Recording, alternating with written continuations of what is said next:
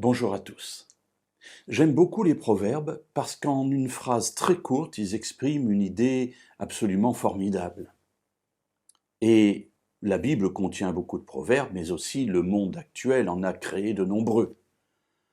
Un de ceux-là, par exemple, c'est « bien mal acquis ne profite jamais ». Mais savez-vous que ce proverbe vient de la Bible? Comme d'ailleurs beaucoup de proverbes modernes, soi-disant.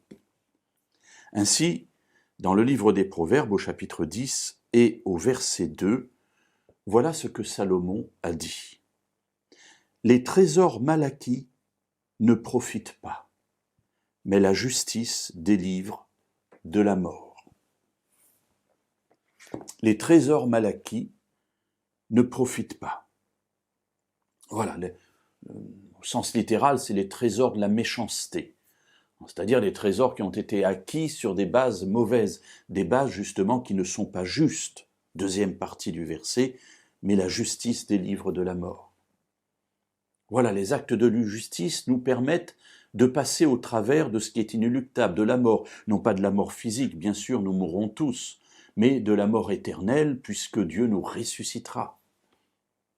Ainsi, en étant justes, c'est-à-dire en marchant selon la voie de Dieu, nous avons l'assurance de sa présence et nous avons l'assurance aussi de la résurrection finale.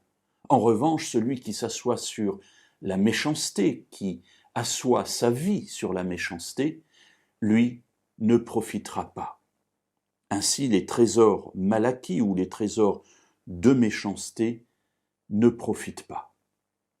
Mes amis, il est parfois des occasions que la vie nous donne de pouvoir nous enrichir, sur un domaine ou un autre d'ailleurs, mais pas sur de bonnes bases, pas sur des bases justes. Et nous voyons parfois l'intérêt immédiat, et on se dit j'en ai besoin, je le prends ou je le fais.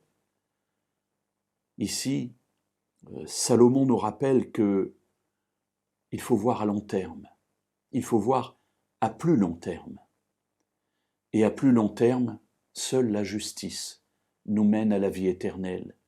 Alors laissons les biens mal acquis, ne devenons pas propriétaires de ces choses-là, parce qu'il vaut mieux vivre avec moins, mais dans la justice de Dieu, que vivre dans l'opulence, mais sans lui.